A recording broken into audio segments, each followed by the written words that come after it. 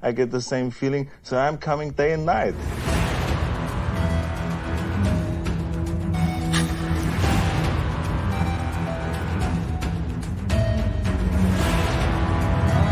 Can you fly, Bobby? Can't piss on hospitality. I won't allow it. She's already contaminated by this odd substance.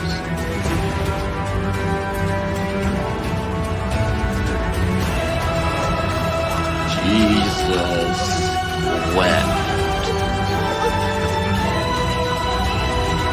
I want you to get up right now and go to the window, open it, and stick your head out and yell, "I'm as mad as hell, and I'm not going to take this anymore!"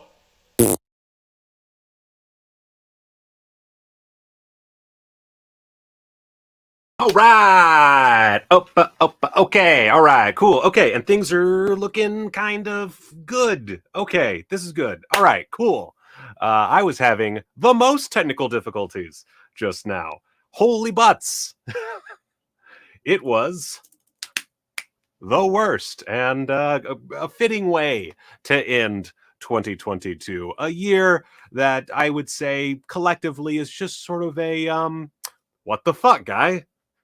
So yeah, fuck 2022. Probably fuck 2023. Let's be honest here. Let's just say that every year complete garbage. But this is the quick wrap up live stream, I guess. I don't really have a big plan here. It's that old thing. Do I look like a guy with a plan? That's my Joker impression. And I just thought I should stream because I might do a Vinegar Syndrome stream tonight. I do not know that for sure. It really depends. I am supposed to be somewhere at 9 p.m., which would be midnight everywhere else. So we'll see. Oh my gosh, there's a little man. 1 second. Come here. Whoa! Look at this man. Look at this man. Look at this man. Look right there. That's where they are. Look at this man. Look at this man. This little man. He's got a sweater. Hey, Ryan Johnson. Cast him in a Knives Out sequel. A boop-a-doo-doo. A boop-a-doo-doo. Doop-doop-a-doo-doo-doo-doo. Wow.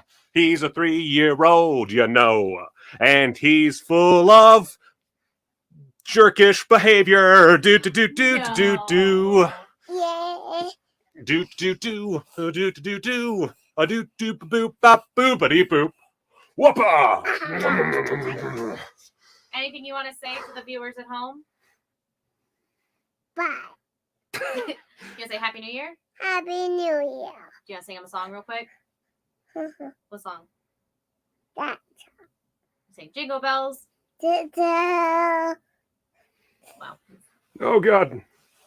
Okay. All right. Can you look at the camera and say bye?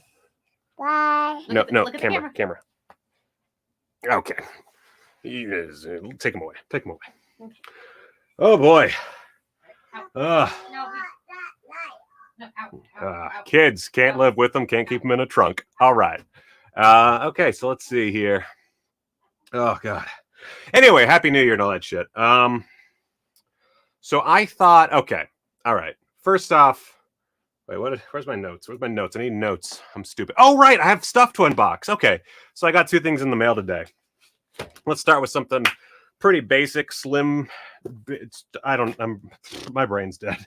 I have this knife. Doesn't have a tip on it. Don't know what happened. Yeah, let's see here. I got this package from Severin. Wow, I just ran out of breath. I'll get into my New Year's resolutions in a second. Holy shit. I just oh, I got a real one there. All right, let's see here. Oh, God. Oh, God, yeah. Okay, let's get it out. Okay, thank you, baby. Oh, yeah. Acción Mutante. Finally got shipped. I don't know what happened there. I said in my, whenever I talked about this, that I didn't particularly like the cover, and I still don't love it. It does help. The raised lettering does help a lot, but I love the back. The back is great. And this isn't too bad. I still like I look at it and I'm like, this is way better. Like this is what I want to see. But yeah, new Alex de la Iglesia film for me to watch at some point. I don't fucking know. Oh look, Brian in the chat trying to fucking start a fight. Bread knife always wins, Buckaroo. I just don't know where the fuck it is. I love that has become like that's a thing that gets brought up every so often. The time I fucked up with Nail and I desperately need a 4K of that, by the way. Oh god. I like. By the way, I love. Thank you for the best blue tuber thing. Not great news about that. But I need to get a Stream Deck. By the way, like this whole using the mouse thing is for the bird. It's gonna give me carpal tunnel. Unlike everything else I do. So there's Action Mutante. What about what was the oh shoot. Was the let me go over to Severin for a second. I guess I'll show you what I'm looking at just for shits and giggles. Oh, it would help if I actually had something. If I was sharing my screen, that'd be cool. That'd be smart. That'd be smart. I think that'd be smart to share the screen. There we go. All right. So let's see here. Whatever happened? Because there's I think that was because okay, I'm thinking of the Plaga Zombie trilogy, and I haven't ordered that yet because I was going to get it when I went to Phoenix to help with the packing, and then I never went to pack stuff because I went to New York and I got sick and yeah, and then they didn't need me anymore. So, which by the way, everybody who packed this year for Severin, great job because that was like lickety split. That's amazing. And then the other thing I got. Oh, Lawrence is in the chat. Hey, Lawrence. My star, my beautiful shining star.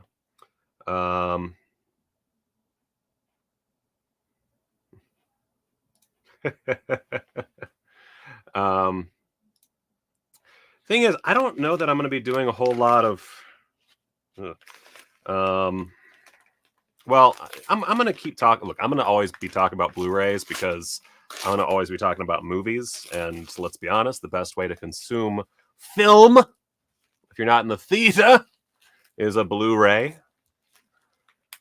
Best of all, a 4K Blu-ray, but we do accept the Blu-rays, the common Blu-rays as well. But I don't know that I'm gonna be doing I can't collect anymore, guys. I can't. That there's that whole thing where I said I wasn't a collector, and it's true. Like, I am technically collecting in so much as I have amassed a rather large amount of Blu-rays, but can't keep it up. I need to watch. I think it was Disconnected did a video where he talked about this, and I didn't watch it yet. I keep doing other things. Oh, I need to watch Pig Killer then. Okay. Oh, by the way, I got Jess Franco's I think 2009. It's hard to tell because this looks like a bootleg DVD. Great. God damn it. I got a bootleg. That sucks. Ah, man. I knew it was too good to be true. I got this for a decent price. I thought, hey, this is what you know what? It came from fucking Greece. That's the problem. One second. My mom's FaceTiming me. Hey, Ma. Hi.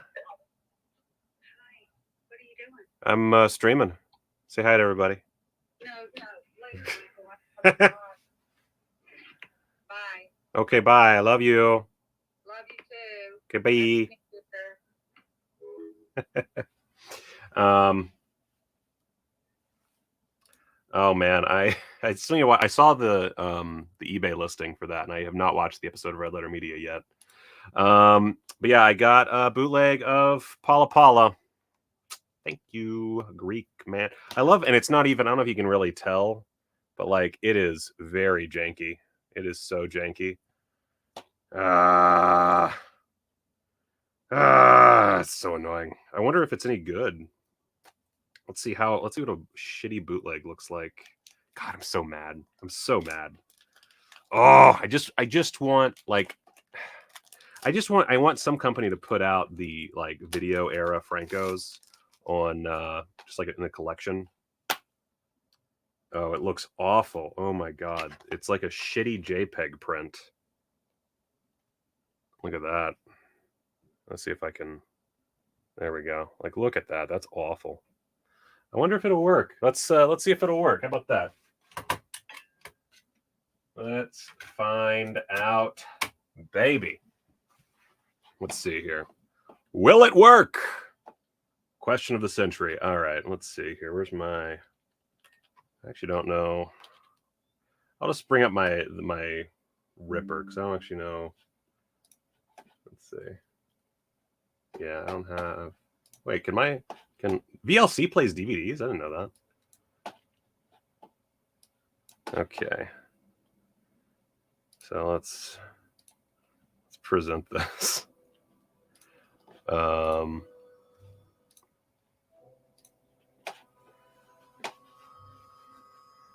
I mean, you know, I'll give them this. It doesn't look like absolute trash. I don't like that it's a bootleg. That makes me really mad. But I guess also, yeah, I know the VLC plays Blu-rays if you set it up correctly, but I never do. That's the problem.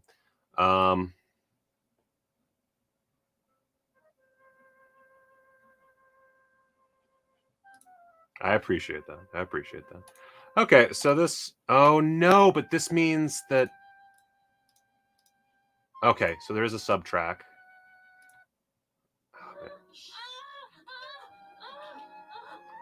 Okay, so it does work. I don't like that it's a bootleg, but I mean the problem is like I can't buy this directly from Severin/Intervision, so it's not like it really matters that much, but it does piss me off. It's not all right, Lena. It's not all right. Anyway, so that's cool, I guess that works. That's fine. By the way, do y'all see my video glitching every so often? That's a problem I'm having with I think I'm going to switch back to OBS from StreamYard because there's just too many. I have too many issues with StreamYard that I can't really problem solve because it's not software. And there's only like I like the simplicity of it, but it just every so like I think they updated something and now it's glitching out. And I tried OBS and the glitch wasn't happening. So I don't know. If y'all see me glitching at all, let me know. And maybe it's just my tweaked out brain. Who knows? So let's talk about 2022. I thought it'd be fun, and again, I did not prep for this at all, but I thought it'd be fun to go ahead and do a ranking video, like looking back at all the movies I watched from 2022. Using my letterbox to list because I ain't got time for none of that other nonsense. But yeah, I would say 2022, as far as movies go, not a bad year. Let's do this. This is better. I did not love everything I watched, but I gotta say, like, and I didn't get to watch all the things I wanted to watch. That was a big problem for me. Was I really had like a pretty chunky list of things I wanted to watch. Things that are still in theaters. I haven't seen Tar. How the fuck you say it? I haven't seen The Menu. There's a bunch of other movies that I haven't seen that I'm immediately going to lose track of. But overall, it was actually a pretty good year for movies. Not comic book movies, but movies. Sure.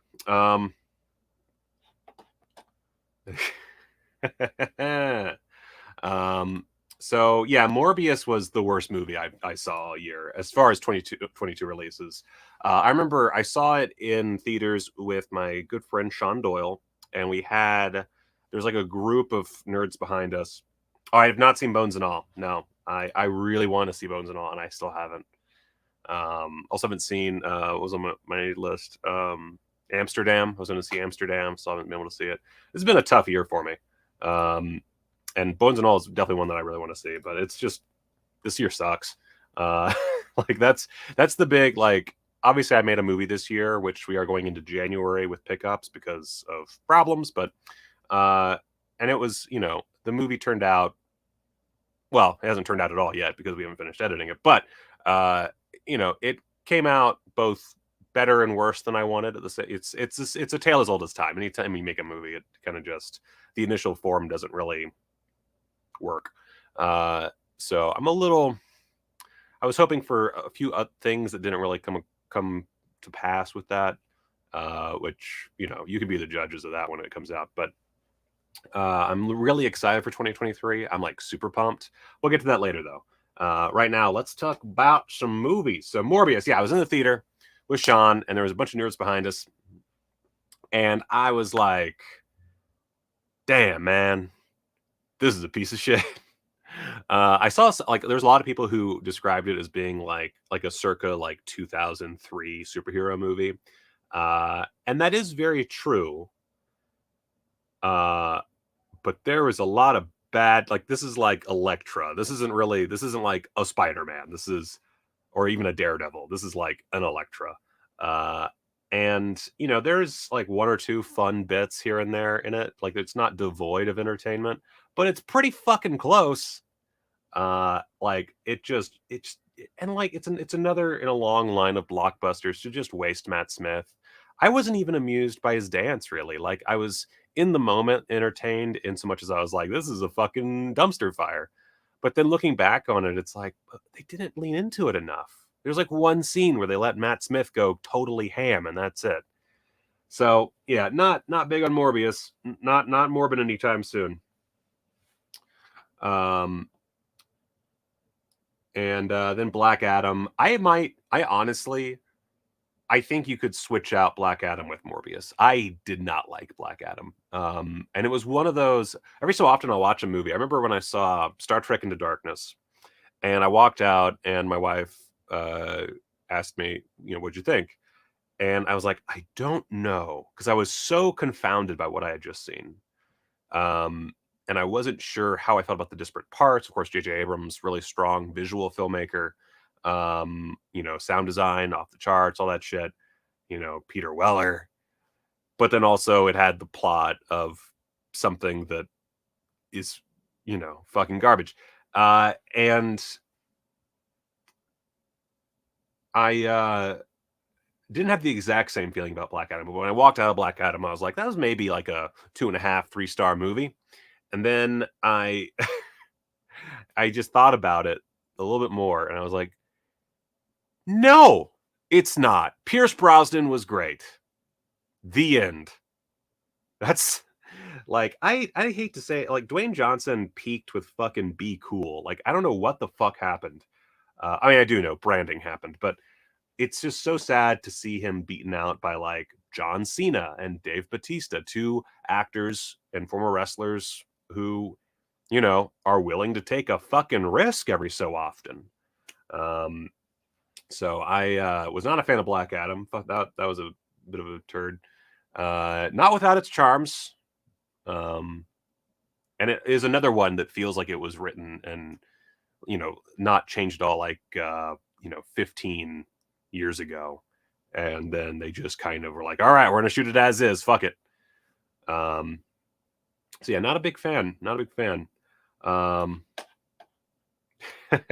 Yeah, I started watching it with my wife at home because she wanted to watch it, and I was gonna leave shortly, so I was like, all right, I'll sit with Black Adam for a minute.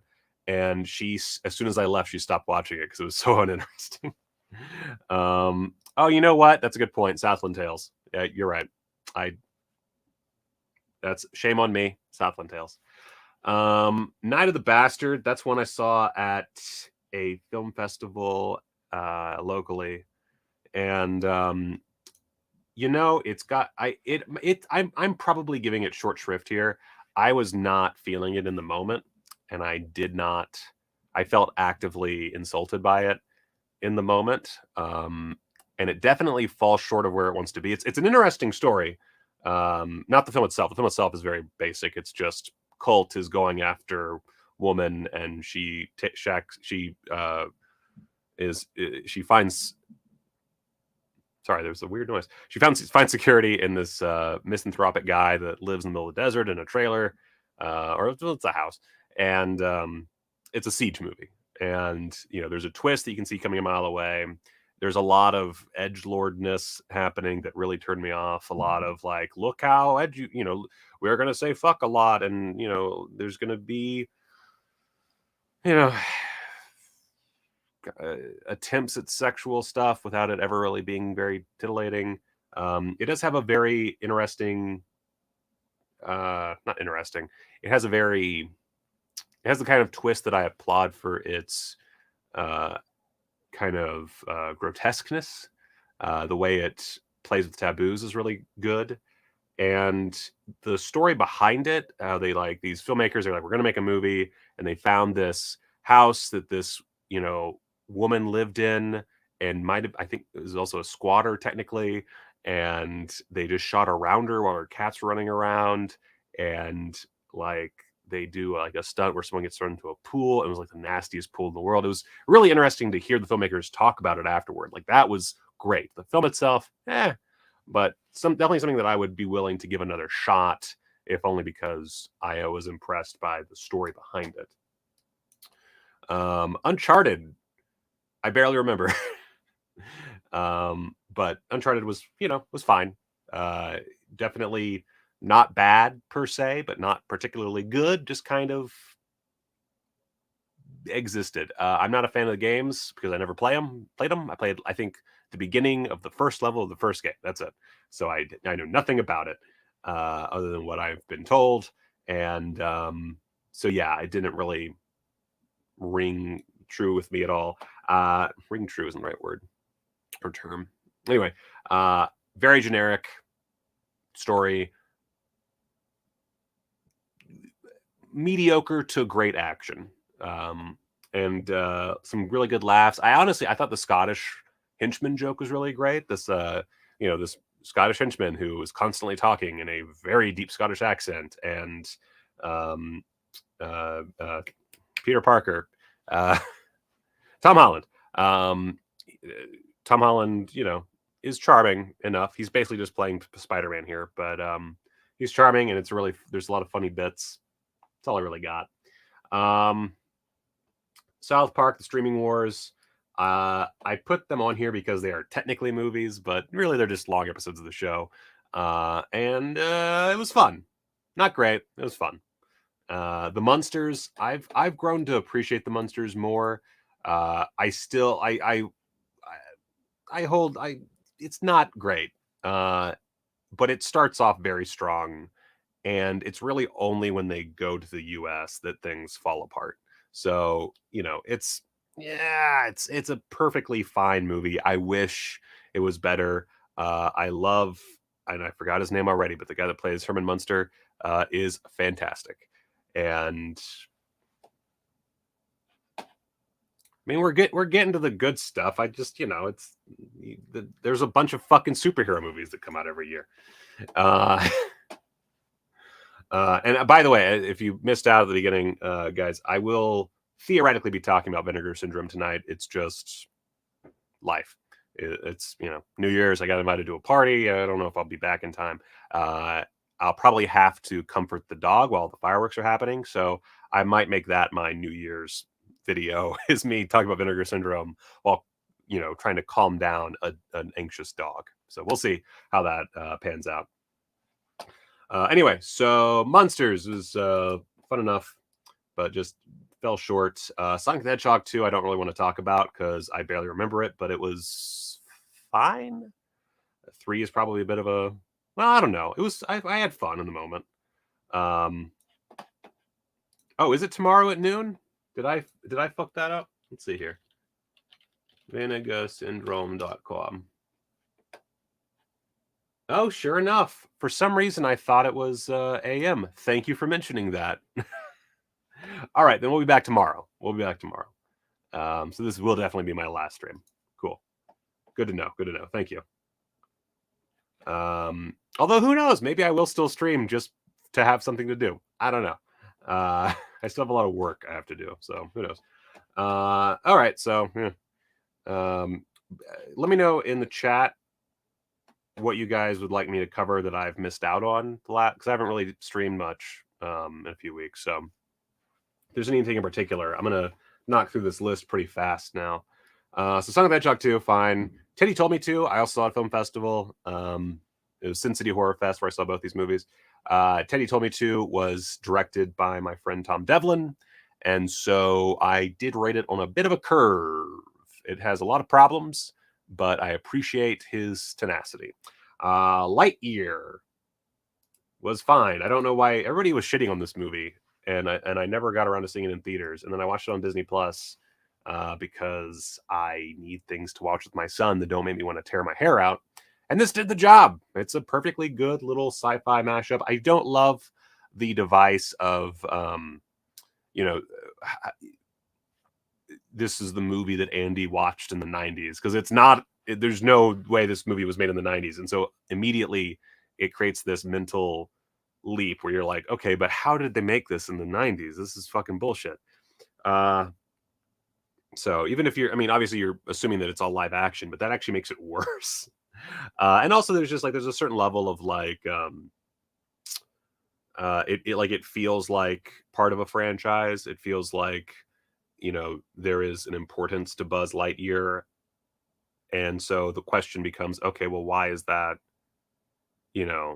why is that how does that work within the world that you're creating? But by itself, if you ignore that bullshit, it's fine. It's a perfectly good little CGI action fest. I like I thought the central concept was surprisingly dark and interesting. None of it's new, but it's dark and interesting. Day Shift, I barely remember, but it was fun. Really well shot. I thought the action sequences were an interesting way to take vampirism, so good stuff there. Spiderhead, Joseph Kosinski, you failed me, man. Oh man, you failed me. Perfectly fine, but it felt like a TV movie, which it is. So,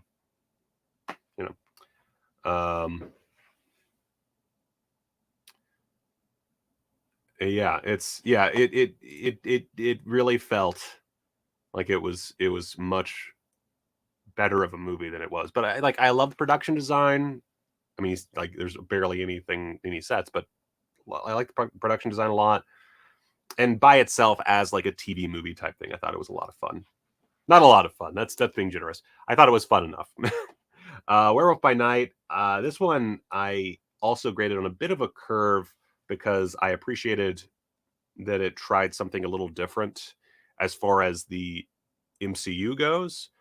Didn't appreciate that it didn't really do much with that difference. There's a point where they kind of abandoned the central concept, and it was really unfortunate because I was actually enjoying myself up until that moment. Like there were certain things that bugged me, but up until the sort of, it's not even a twist, but like the moment where things shift in the story, I was having a good time. And then it shifted and I was like, oh, this is less interesting. And then it treated him being a werewolf as an actual twist. And I was like, oh, like, what are we doing here? I also happen to like Jack Russell in the comics as a character. And so while I don't mind this update, I think it's a character you can easily just throw out anything you want. It did bug me that he was kind of not that interesting. But it was, it was fun enough. It had some cool moments. Oh shoot, what's her name? I'm dying here. I'm dying here when it comes to names. Harriet Sansom Harris is so fucking good in this movie.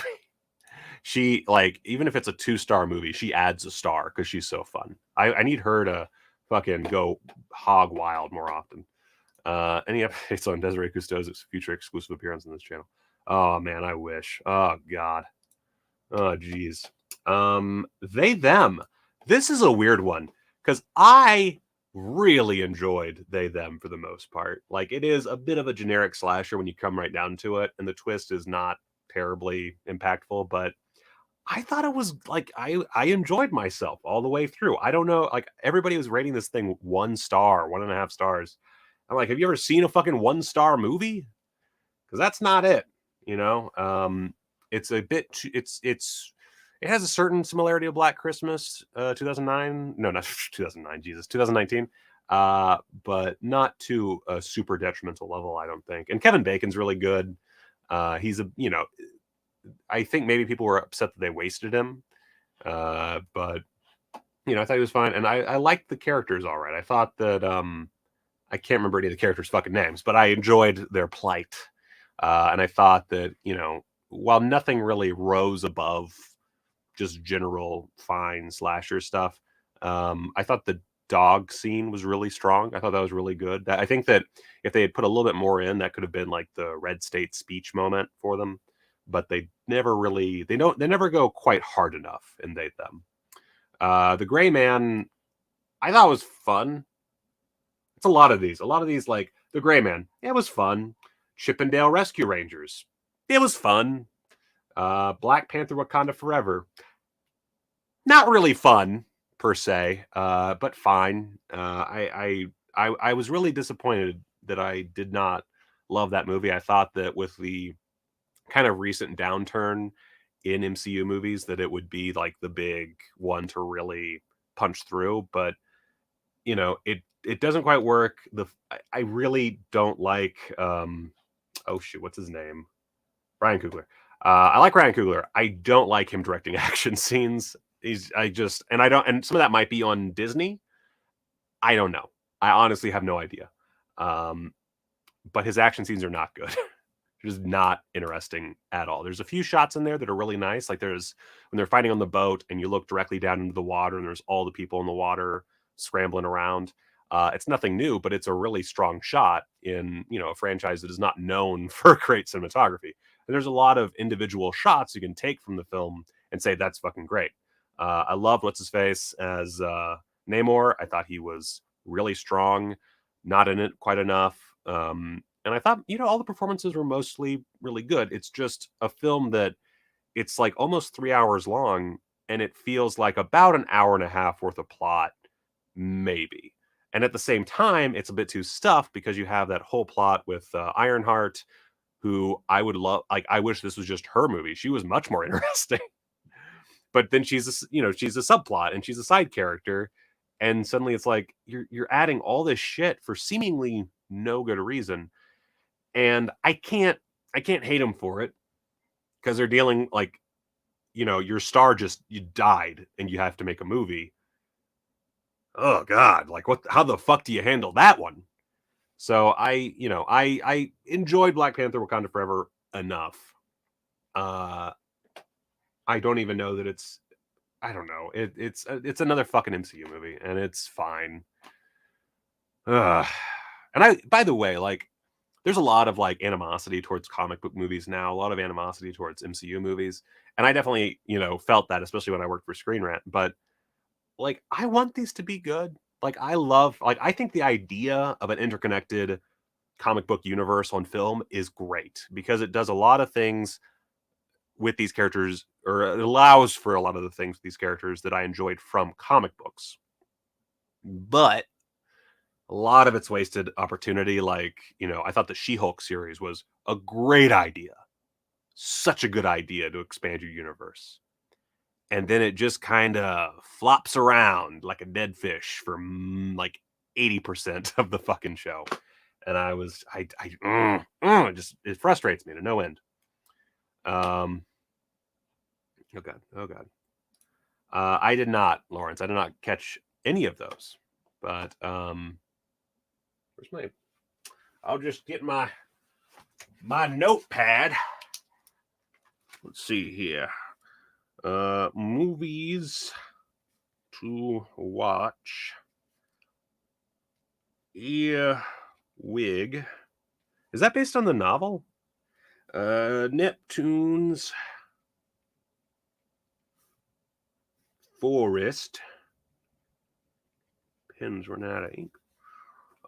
Strawberry. Oh, I fucked it up. Mansion. Yeah. Future Michael problem. All right. Again, this is a pretty bleh list. Right. So yeah, Black Panther, Wakanda Forever, yeah, fine.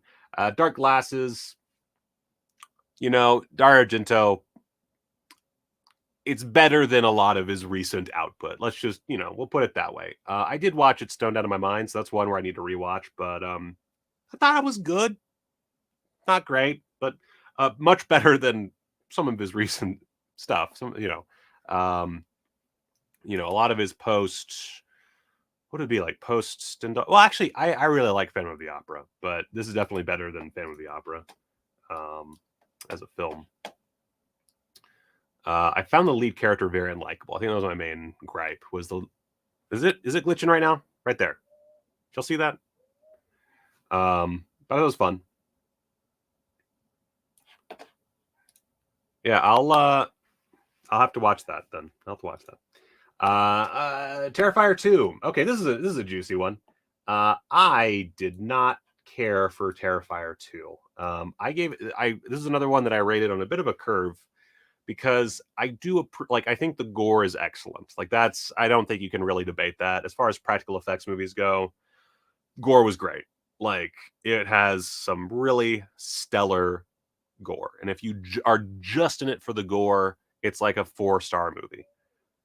But it's so fucking long and it's so fucking full of itself. It's a film that says, look how fucking good I am. Do you see how fucking good I am? We're building fucking lore here, baby. This is fucking mythology we're creating. They're going to talk about this for fucking centuries. And it's fine. It's a fine story, but it's not like a 2.5-hour story. It's like if you took Terrifier 2, brought it down to its bare essentials, made it like 80 to 95 minutes, I think it would be like a 4.5-star movie. I think it would be up there. But dude is just so far up his ass as a director and as a writer. And I didn't find it nearly as interesting as he obviously does. Damien Leone, right? Is that his name? I don't fucking remember any of these fucking guys' names. Yeah, Damien Leone. And it's the same with, the first Terrifier. I thought, it was all right. Great gore. I never watched the anthology, so who knows? Maybe it's better. But and I love what's his fuck is Art the Clown. I think Art the Clown is a great character. It's not a deep character, but it's a really strong slasher villain. And I love the little girl, the little mini Art the Clown. I thought that was fantastic as a concept. And there was a lot of I think all the best moments probably involved her. And there's the scene where he's torturing the one chick, the friend, and it's not bad. It's really stellar work, but it just feels kind of mean for very little. It's just mean, and that's fine. But again, if you're just going for mean, shorten that bitch because it's too long. It's just too long. Shorten that shit. Oh my god. You need to see the first Terrifier before diving into 2. I would recommend it. It does start literally seconds after the first one ends. And I don't think it really you could probably watch it without the first one, but I would not recommend it because there's a lot of references and there's characters that show up who I forgot about and I had seen the movie. So I would do a double, but maybe not the same day because that's a lot of movie. That's a lot of mediocre movie for one day. But totally fine. Just so long, and I never want to watch it again. Texas Chainsaw Massacre. Also, I'm not gearing up to watch it again, but very very fun. I enjoyed the characters overall. It definitely was way better than I anticipated because I was a bit worried, fam. And it turned out perfectly fine, I think. It was, it's got some strong kills. It has I love the final joke in the movie. I think that's great. And yeah, it's good. It's good movie. Same thing for Christmas Bloody Christmas. Christmas Bloody Christmas is the opposite problem of Terrifier, where it probably should have taken itself a tad more seriously, should have allowed for more structure because there's a lot of improvising, and it's like the first like 20 minutes of the movie, there's so much improvising with these characters. And what the fuck is dinging so much? Holy shit. I don't know what that is. It's not Discord, is it? No. What the fuck is open that's making all that racket? What the fuck is happening? I don't know what it is. I don't know what it is. Okay, whatever.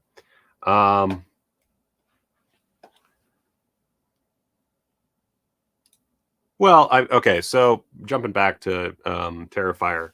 Well, we can't argue with the financial success. That's awesome. That's good for him. I don't think that equates to the movie being good, at least not objectively. It's,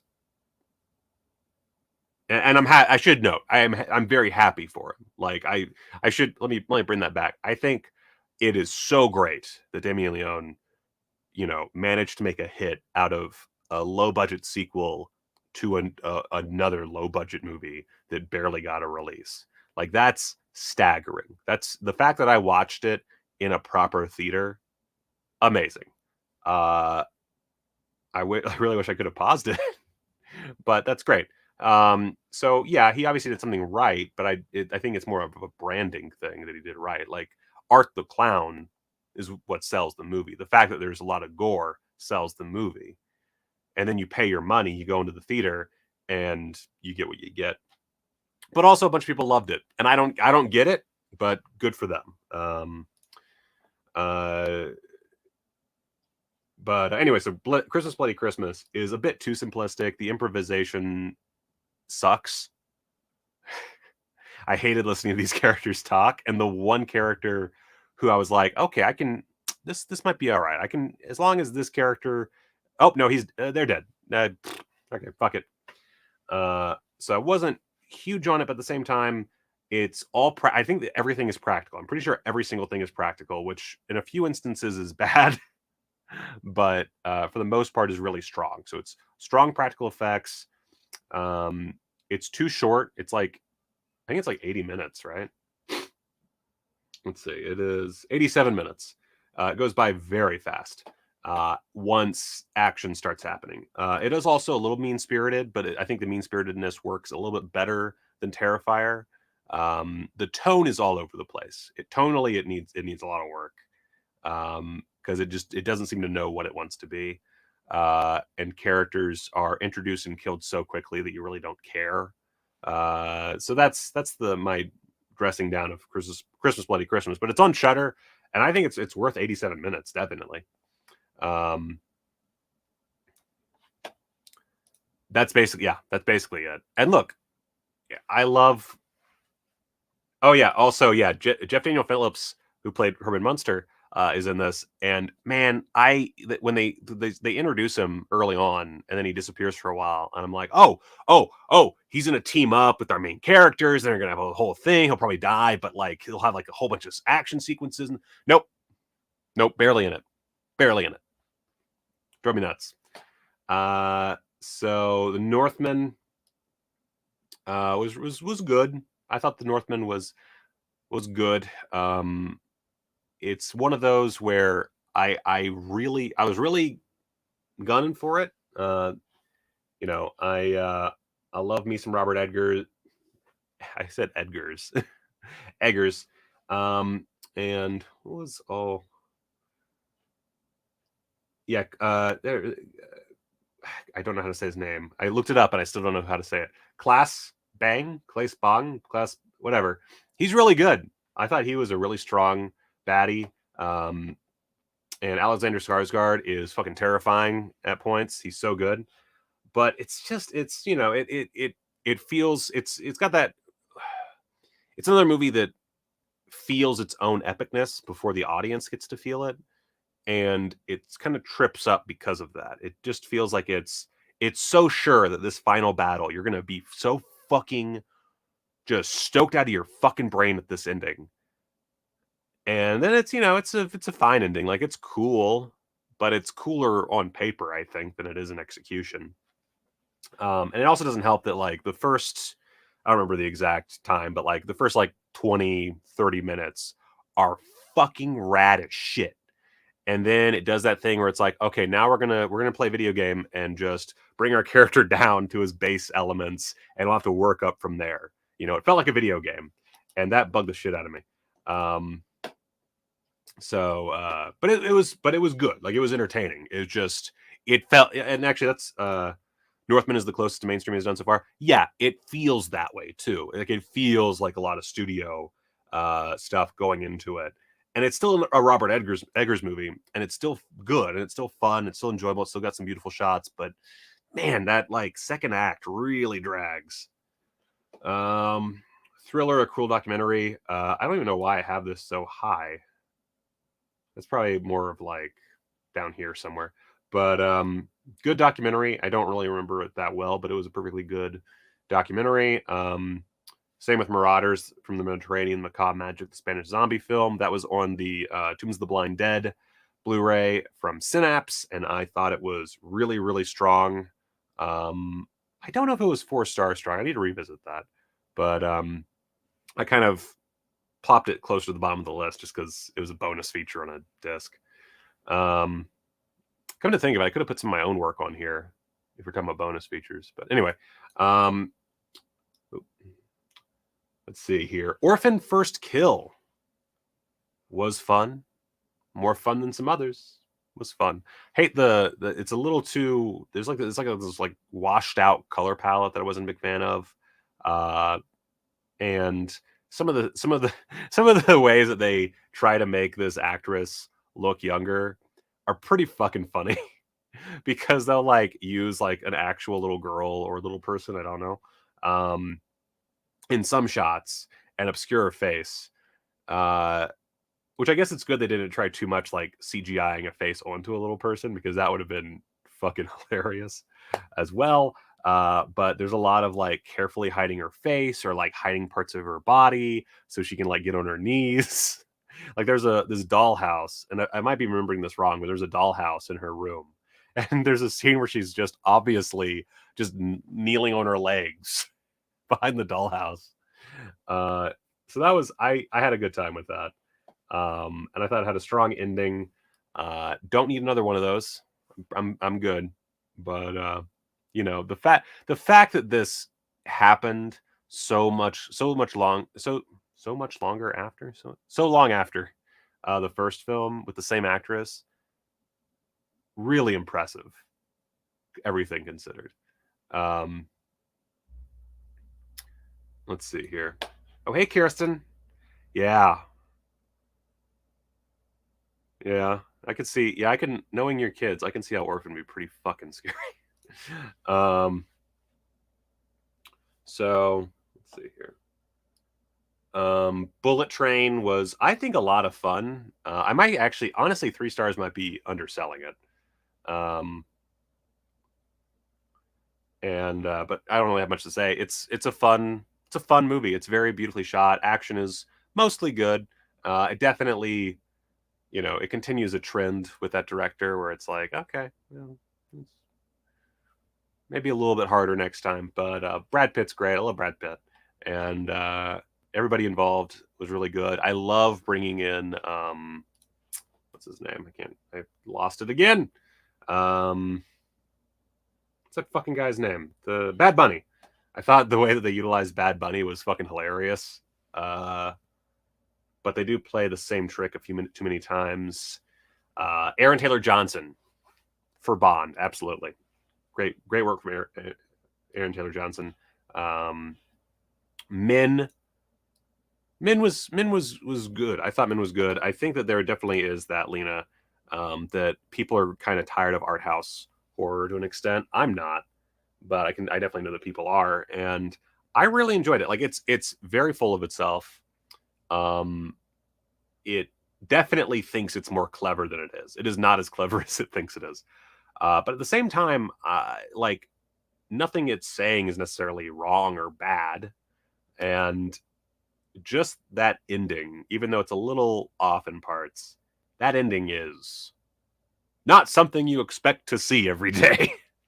And so that pumped it up for me. it definitely feels a little hollow after seeing it. But like, I really enjoyed the cinematography. I really love the actor whose name I can't remember. The fuck is his name? The fuck is that guy's name? Rory Kinnear. And Jesse Buckley's great too, but I love Rory Kinnear. I love that pig fucker so much. So just seeing him get to ham it up and play all these dudes was great. So I highly recommend Men. Men is right there with They Them, where I'm like, what's wrong with everybody? This was quality material. So definitely enjoyed that. Crimes of the Future, I was weirdly disappointed by. I need to revisit Crimes of the Future because I still don't know if I really liked it or not. You know, fucking Lawrence, love you. But so I'm not going to really say much about Crimes of the Future other than it is, you know, it's a screenplay that was an old screenplay that was dusted off and, you know, made seemingly without any changes, and you can feel that. Doctor Strange and the Multiverse of Madness. I feel like an asshole for putting an MCU movie above a Cronenberg movie, but I really enjoyed Multiverse of Madness. It feels like Sam Raimi making a fan film of his own work at times. But I still enjoy that. Like, I'll always take Sam Raimi's brand of lunacy, even if it is watered down through that Disney machine. I'll take it. Benedict Cumberbatch, I think, is great. I loved America Chavez, whatever the actor's name is. And I thought that the big finale of Doctor Strange versus Scarlet Witch was a lot of fun. It still has most of the problems that most Marvel movies do, but it was the one of two Marvel movies that did not make me sad over the last like 3 years. So good job. I didn't hate you. Good. So yeah, again, not huge on it, but I had a lot of fun, and I actually look forward to revisiting it. It's one that I actually want to watch again. And there's been a lot of MCU movies that I've seen in theaters that I don't want to watch again. So, definitely, I did not like Shang-Chi, did not like Eternals. I think something else came out that I don't remember. I didn't like most of the Disney Plus original. Like, I just have not been big on the MCU, but we got a twofer here. Which I'll just skip Hellraiser for 1 second and say that Thor: Love and Thunder hit me so good. I don't know. Maybe it's because I don't I know there's a lot of people that don't like how silly Thor got throughout the MCU, and I do like it because I don't give a fuck about Thor. I think he's such a boring character in the comics, and so to let him like be free and let loose, I think is great. I think Chris Hemsworth, while I don't like his, I don't like that he lies about steroids, but I do like him as an actor quite a bit. I think he's great as Thor. I had just a lot of fun watching him like figure his shit out. I thought Jane's story was good, not great. It's a bit of a weak point at times, but it's a good storyline. And as a dad, the ending really, really worked for me. I do recognize that there is a bias there because I am a sappy motherfucker. So I really, really enjoyed Doctor Strange and Thor this year. Yeah, I don't get like I think people, it's kind of like the art house horror thing where people are a little tired of oh god, again, I'm like losing Taika Waititi's shtick. I think a lot of people are kind of growing weary of it. I think it still works great. It's not as good as the previous Thor, but it's, I think, a strong effort nonetheless. Nonetheless. And then Hellraiser, swinging back to that. Hellraiser is weird for me. I don't even know that it's a 3.5. It might just be a 3. Not that ratings matter. Ratings are meaningless. But like I enjoyed most of it. And I thought it was a perfectly fine Hellraiser movie. Like, if you just put it up against the vast swaths of Hellraiser movies, it's perfectly good. Probably like it's top 5. It's top 5 Hellraiser movies. But if you've seen the entire Hellraiser franchise, you know that that is damning praise. I think I might like the Scott Derrickson one more. And there might be like I definitely like the first two are definitely better. I would have to rewatch 3. I don't really like 3 that much, but I have to rewatch it to know if I like it more than this.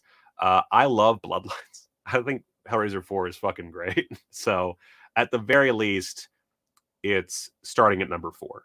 At the very least, it's number 4 of the franchise. Or at the very best, I suppose. Oh, right. By the way, going back to Thor for a second, Christian Bale is so fucking good in that movie. And I really liked his arc. I do agree. There's some people who say that he wasn't in it enough. I do agree there. Not enough Christian Bale. And actually, I'm just gonna say one more thing that's, I guess, a spoiler, but who gives a shit? The fact that Christian Bale's character, Gore the God Butcher, does not go to the city of the gods and butcher hundreds of gods is insane. That is insane. The fact that that did not happen is borderline inexcusable. I don't have a lot of flaws with Thor: Love and Thunder. I don't have a lot of problems with the movie, but that's the one thing where I'm like, what the fuck was the thinking here? There is no world where that makes a lick of sense. No world. So that did bug the shit out of me. See, I don't like the CD Cinebite. I don't like. I think that the Hellraiser 3 bullshit is too dumb. It's too dumb for me. Not big. I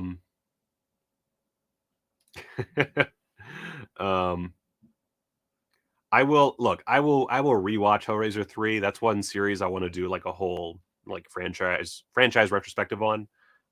So I will rewatch it, and I will, I have not watched it since I became more open as a film lover. So we'll see. But at the moment, not a huge fan. But yeah, Hellraiser, I thought the cinematography was fine. Better than most Hellraiser movies, but again, not saying much. I thought that Jamie Clayton as Pinhead was great. I just finished reading the Scarlet Gospels, Clive Barker's The Scarlet Gospels, which, if you don't know, is a book about his detective Harry D'Amour effectively fighting Pinhead, more or less. And not a good book, but there's a point in the book where they mention like all the variations on the box and theoretically on like this, type of Cenobite that I thought was really interesting.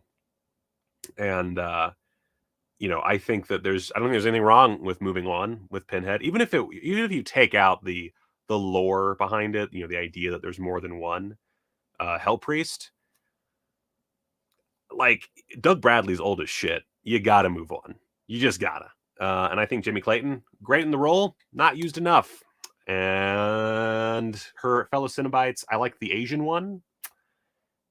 And I know there was a Chatterer that I thought was kind of lame, and I don't remember any of the other ones. It was, it was fine. The characters were fine. It is a little too glossy for me.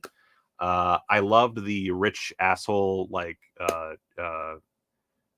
Jeffrey Epstein type character. I thought that was great. I think it should have leaned more into that, because the whole drug addict plot isn't bad, but it did remind me of Evil Dead, and Evil Dead did it better. And so vis-a-vis, I want Hellraiser to be very sexual, and I want Hellraiser to be very urban. Those are the two things I really like about a good Hellraiser movie. And grungy. I want it to feel gross. When I watch a Hellraiser movie, I want to feel like I want to get up for a drink and be like, oh, why is the floor so sticky? That's how Hellraiser should be in my eyes. And yeah, it wasn't gay enough, wasn't sexual enough, wasn't really gory enough, come to think about it. But strong ending and some really strong moments. But as a whole, it kind of starts to fall apart. So good, not great. Bob's Burgers movie, also good, not great. That's one of those where I was like, I'm having a great time. Movie ends. Oh, that was it? It felt like just a long episode of the show, which is good in so much as I love Bob's Burgers. Bob's Burgers is my shit. Like, I identify with Bob Belcher so much. So that was great, but it just feels like a long episode of the show. So, it's that kind of, it's shaky ground for a film.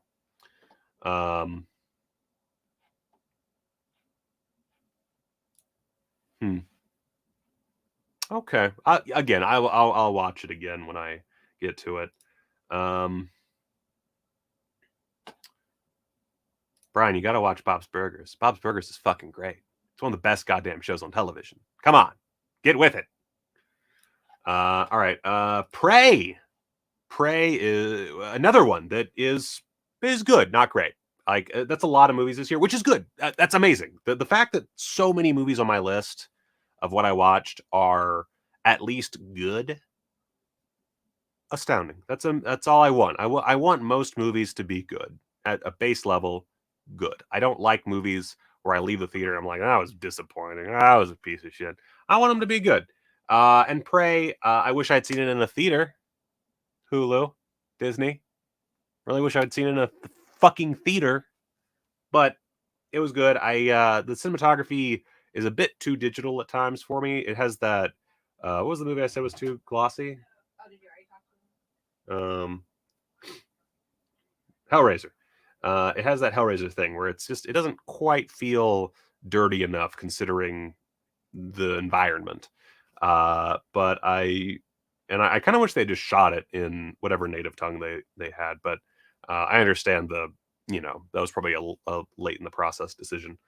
I did watch it dubbed though, and I thought it worked really well. I thought the dubbing actually matched shockingly well, but that might be because I'm so used to like Italian movies. So I don't know.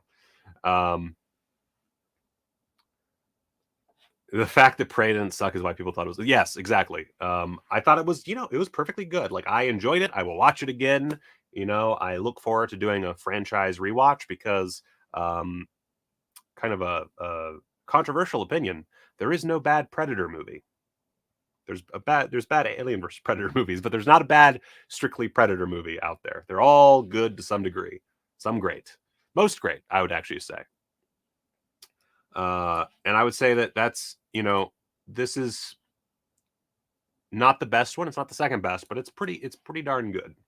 And I really liked, and I don't know really the fucking characters' names, but Native American Aubrey Plaza. What was it? Okay, what was her name? That's rude. Amber Midthunder. How did I forget Amber Midthunder? That's a fucking amazing name.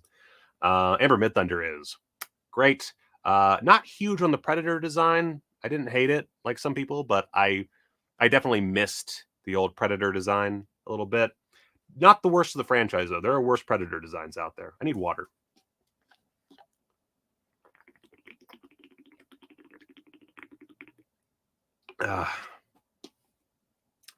I'm not gonna talk about Halloween Ends. I did a whole fucking live stream about it, but basically, I think it's great. And it might go up in my ratings eventually because the more I think about it, the more I like it. So really enjoyed Halloween Ends. I do think it falters a bit near the end just because it goes on the path that it goes and then it tries to come back around.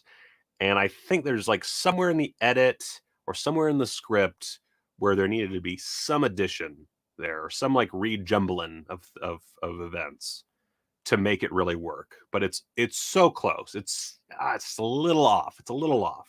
But I thought it was great. It was, I personally really like Halloween 2018. So, that's a personal thing.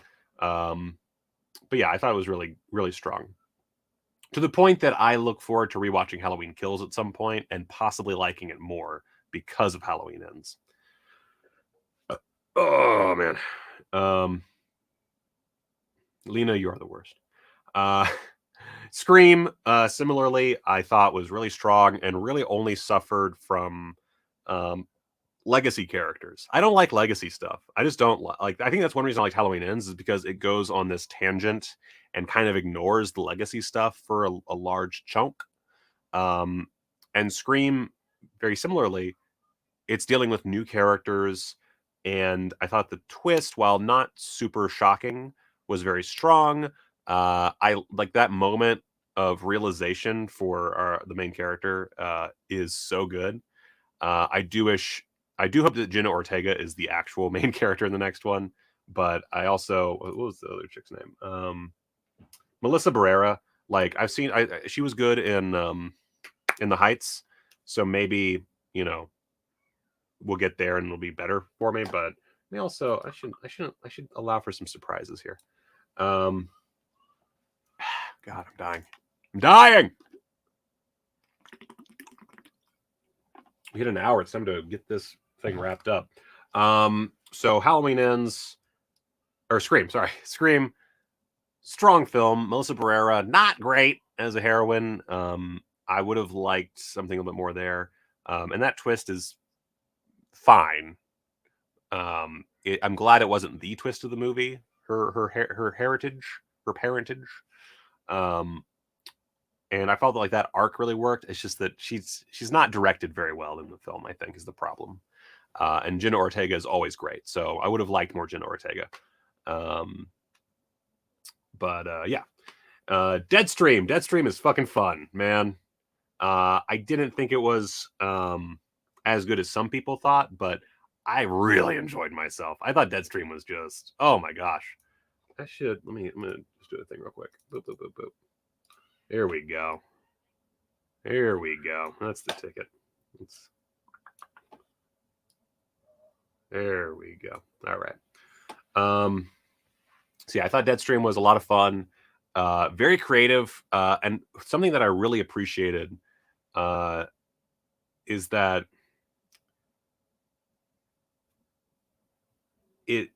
it knows when to stop in more ways than one. It knows when it doesn't need to go too overboard on the effects or try too hard. It knows its limits, and it meets those limits and does not go any further. It never falters in the way that it handles the action and the scares. It just keeps going, and it's like, all right, we did the thing we can do. Moving on to the next bit. It never lingers anywhere. It spends just the right amount of time everywhere, and it ends in a nice, it's just a nice tight package. It's a great edit. It's such a strong edit. Oh my god. So really enjoyed Deadstream. I think the only problem is that while it does know how to use its budget, that budget is still a problem in the overall product. And it does feel like it would have been nice to, throw a little bit more shekels at the filmmakers so that they could do a little bit more with the premise. I think that's the only real gripe I had. It's also a film that you really need to enjoy the main character's personality. And if you don't, it's going to be a tough ride. So yeah, it was a fun little flick. Jackass 4.5. I'm not going to talk about it, but it's a great kind of documentary about Jackass 4. Really enjoyed that. Elvis. Fucking Elvis, man. Oh man. My one gripe is I didn't get to go back and rewatch it stoned out of my mind. But I will eventually have to do that at home because it is so fun. It is very generic as a biopic, and in ways that works because it feels almost like it's deconstructing that concept, but it's not that smart. But it's a lot of fun. Great, just audio-visual experience, which is what I expect from a Baz Luhrmann movie. I'm a big Baz Luhrmann fan, so this was made for me. Good Dad John. Good Dad John. Yeah. Oh god. As soon as I find time to watch Elvis High, I'm gonna get blazed. Pearl. Really strong. Really strong. I don't know how it would play without watching X first. And it is very simplistic. It's kind of like Deadstream in that way, where it's just like, okay, we are like, this is something we put together at the last minute. We cannot go too hard on this. So there's like 3 locations, very few characters. And as a Jess Franco fan, that's my jam. I love like this idea of just pulling a production together and creating something that is legitimately a lot of fun. It doesn't really cover new ground, but it's an unexpected surprise. I thought that the way that they handled her character is great, and just Mia Goth is so good that she makes up for the flaws in a film very easily. Like her monologue at the end, I loved it. Loved it. She's so awkward. I love her. Love Mia Goth to pieces. I will take Mia Goth in anything I can find. X, same basic thing. Also, Jenna Ortega's in it, and Jenna Ortega, fucking great. You put Mia Goth and Jenna Ortega in the same movie, I love it.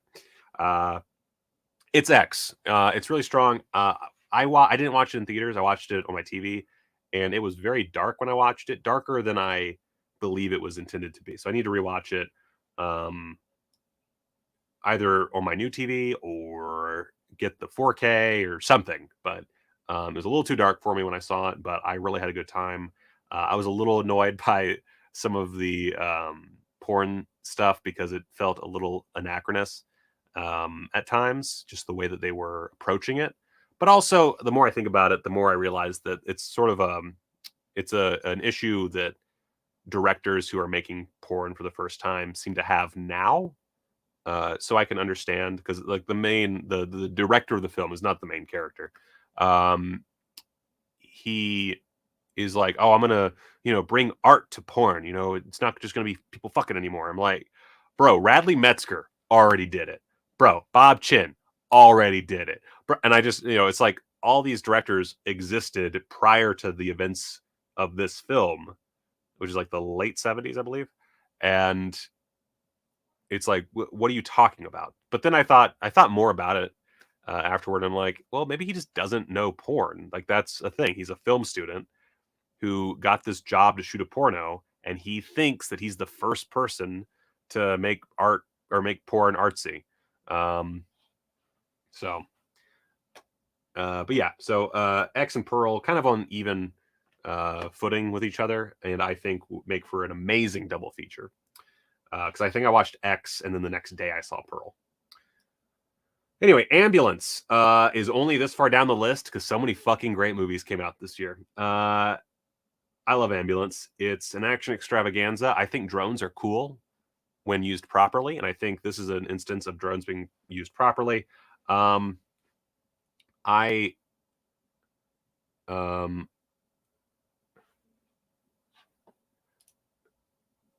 yeah. Well, more what I was talking about was the characters' like approach to it. It felt like they were making loops in like 1973 or 1972 maybe, and this is like 1978, I think, and it feels like disjointed because it's stuff that's already been happening. But again, that was a problem that the more I thought about it, I was like, okay, well, and then of course video comes along, and anyway, Ambulance. It's just great. And again, I love drones in this movie. I think Michael Bay is an amazing filmmaker. I will never step off that platform. And I love the central dynamic between the characters. I thought that the nurse, the paramedic character was fucking great. Jake, what's his fuck? Big boy Tobey Maguire was really strong. And then Black Manta was also great. I don't remember anybody's fucking name for some reason. But this is one that I cannot wait to get a 4K and watch. Because yeah, I love Michael Bay. I thought the Netflix movie he did before this was great. I love Pain and Gain. Like if it's not a Transformers movie, and it's not fucking Armageddon or Pearl Harbor, I'm in. And Ambulance was amazing. Barbarian. It's so strong. It's so strong. It's stupidly strong. I do think that I think the ending is a little weak considering what comes before. I think it does have that one issue of the start of the film is so good, and that big jump is so fucking impactful that what comes afterward can never quite hold up. but I think it does enough to make up for any faults, if that makes sense. Just a strong film, strong horror debut. I'm so excited to see what that director does from this point forward. It's amazing that it's the same guy that did Miss March. I think that's fucking hilarious. Also, Big Girls Need Love too. Remember that, guys. So, The Fablemans. I'm a sucker for a director, especially an accomplished director, just making a movie where he jerks off onto celluloid for like 2 hours. And that's what this is. That's what it is. It's the most personal movie of Spielberg's career, and you feel that. It has. I will say I do not like the way he grades his movies these days. Like the last like decade and a half of color grading on his movies has been kind of not great. But that aside, I think everyone's great in this film. I love the kid it plays, not Steven Spielberg. Michelle Williams is so strong in this film. I think that scene where she's dancing in front of the headlights is phenomenal. And the ending, oh my God, the ending. I don't know if it works well if you don't know who the actor is somehow. But, you know, there's so many, I think, coming back around, okay, the way that it handles editing, the way that the film kind of explains editing is so good that I would say that this is like mandatory viewing for anyone getting into film and specifically getting into editing. I think that the way it explains the process of editing and shooting for the edit is it's basically it's a little mini film school program. It's like a little class. You're getting a class, a whole semester of learning how to edit. And I think that's amazing. Also I love the Jewish stuff. I think that it's a little simplistic at times, you know, like the whole thing with the school bully, while I guess is apparently from his like a real life thing, but you know, even with that, I think it's a little too basic the way it's presented, but again, it ties into editing. Like that whole thing is just about him editing together this footage. And it's such a smart way to do such a dumb, simplistic concept. So I really enjoyed that so much. And the ending, the final shot is one of my favorite shots of all time now. It's so like it's cutesy and it's silly, but it's so fun. I think that this one it tickles my filmmaker boner so much that I couldn't not love it. So I came out of that theater just so in love with this film, and of course, it didn't do great at the box office. What are you gonna fucking? Oh my God, not the first time on this list. Turning Red was borderline perfect. I love Turning Red. I talked about it a bit in another video, so I won't go into it. But you know, the fact that Pixar, well, Disney, put this one directly to Disney Plus is insane. Like, this is a theatrical experience movie. And it's so strong. It's one of my favorite Pixar movies. And I love it. That's all I got to say. It's nice to see Pixar changing up their style as well, too. And, like, allowing for some different perspectives and shit.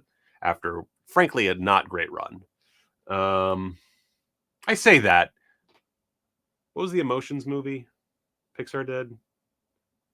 Inside Out. Inside Out. Inside Out was really strong. We're like, we're on the same wavelength. Oh my God, we're in sync. We're like sorority sisters. Can I say hi? Say hi. Oh my God, I'm so short. Oh, I have so much. A blueberry. Oh Yeah, no. right. It's just fixed it. Thank you. I love it. Our Our son's gone. Oh, He moved out. He Oh, moved to good. college. Yeah, Inside Out was great. Hi. I still haven't seen Soul. I need to, but I haven't seen Soul yet. And there's another great one recently, but I don't remember what it was. I don't know either. I don't watch anything except the same fucking Gamera movie 16 times. He wanted to watch it again. He's been watching Gamera Super Monster, that really awful like pastiche of various... it's so bad. But I didn't tell you, we went to Springs Preserve today, and he got down on all fours, like with his feet up, like a little weird, like cryptid shuffle, and was being Gamera. Springs Preserve. Happy New Year, guys. Kirsten, yes, T. Text me whenever you're free. I was gonna have our son come in because his face looks stupid right now. Oh, I love his stupid... Oliver! Go get him. I'll entertain them. Okay, so my Oh, favorite goddamn it. movie that I saw this year was I watched Knives Out for the first time because I'm only watch. I don't know if you guys understand how much I do not watch movies. It drives Michael nuts. I'm surprised we're still married. I like baking shows. I don't really bake a lot because I'm depressed all the time. But I also like The Great Pottery Throwdown. A plus quality. Yeah, Glass Onion was also really good. I have a lot of. They're great movies, but no, TV's better than movies. That's not true. What is that guy? This is look, it's the whole fam bam. Hey, Mom, what that? That's that movie we tried to get you to watch, but you only wanted to watch Blippi. Hey, what that? Oh, he's got Gorbachev chin. Why he like that? Can you make that same face? No, why he like that? Because she's having big emotions about starting her menstrual cycle. Why? Do you want to watch Turning Red? Do you want to watch that movie? Mm-hmm. Okay. Are you Pierre? Well, we're No, about to leave. I can't. Oh, right, y'all are leaving because it's Yeah. New Year's. Can you say hi, Kirsten? I can't. Yeah, Say it there. I want that movie. Why he right there? Because that's where the camera is. Hi. Because that's where it's set up. Because Dad's tall. It's true. I am. Mommy, see it on that cover. Yeah. See how you see your face and it's up there. Why it there? Mom. Hey, what's that? Hey, That's a microphone. You What? want to scream directly into it? Sorry. All right. You two leave me alone now. No, I want to talk about TV. I'm just kidding. Goodbye, everybody. Happy New Get Year, off. Allison and Down. Brian and other cool people. Okay, This- you won't walk. You won't walk. Oh, where'd your bones go? Ugh. Okay, say bye. Happy New Year. Happy New Year, Dad. And no one else. Okay. All right, well, see you guys. Scream. All right. So anyway, Turning Red is great. Oh, funny. But that's mostly because it hits on my period fetishes. Batman, the Batman. You all saw the Batman. Come on, it's amazing. It's one of the best Batman movies. It's very dark. I'm okay with that. It's not a great detective story, but my favorite thing about Batman is the detective aspect, and so seeing him actually do like detective shit and that be the whole plot, great. There's a few issues here and there. I think the ending has too much studio interference type shit happening. Like there's like, it's like, well, we need a bunch of henchmen for him to fight. Blah, blah, blah, blah, blah. But beautifully shot, amazing score. And just it's another one of those. It's one I saw it at the Art House downtown, which is not a great theater. And I really wish I'd seen it in IMAX. I really wish I had found time to see it in IMAX, and I never did, which sucks. But great film. Avatar: The Way of Water. It's Avatar. I'm a James Cameron stan. Love James Cameron. I love that he pushes our technical boundaries constantly. And yeah, The Way of Water, better than the first film. I don't really have any real issues with it. It's maybe a little dumb sometimes. It does one thing that I hate in movies, which is there's a bunch of fire on the surface of some water, and we've established that these characters can swim really well and really deep, and they don't just swim under the fire. And maybe that's explained, like maybe there's something in there that I just missed, but there is that moment, and it's a pivotal moment that sets up a ton of action, and I'm like, is that the best you can do? But that's it, and that's a nitpicking thing. Beautifully shot, which is, it's the cinematography is beautiful. Saying it's beautifully shot is a little off because it's not really shot in the conventional sense, but the cinematography as crafted in a computer is phenomenal. Everyone looks like real life. And there's that thing I've seen a lot of people say where it's like, oh, I left the theater and it was like, oh man, back to this shitty world. Can't believe Pandora's not real. And there is that sense of like, it's like a real world that we're in. And that's just, it's mind numbing how just amazing it is to look at. I thought the story was fine. I don't have a problem with Avatar's story. I think the whole like, oh, it's Ferngully thing is stupid. I've actually never watched Dances with Wolves because it looks like shit, so I never got around to it. But you know, I think that it's a, you know, as far as this film goes, I like that it's just James Cameron being like, man, I hate poachers, and just going from there. I hate poachers. I love water. What can I do with this? That's my James Cameron impression. And like, just like amazing, just stuff to look at when they're underwater. It's just beautiful. The whale thing was kind of stupid. I will say that it was. That was the one thing where I was like, I don't know about this. I loved the story of. I just lost his name, but the main villain from the first movie. I love his storyline here. I thought that was great. Yeah, and I like that it's just this beautiful film that from this nerd who wants to save the planet. I think that's great. You know, you feel there's a lot of passion to it. I think that's what it is there's a lot of passion from Cameron that shines through. And so even the more generic story beats worked for me. I do question, there is my one other problem actually plot wise was the whole concept is that Jake's family, Jake and Detiri's family, is leaving the forest for a water tribe so that they can hide out and not endanger the tribe with their presence. And in my head, I'm just like, wouldn't the baddies just burn the fucking forest down anyway? Like, would they believe that they're not there when told that they're not there? Like, I didn't really get that, but that's my only like big plot issue. That's fucking funny. Happy New Year and good evening. It is bonkers. It is so bonkers.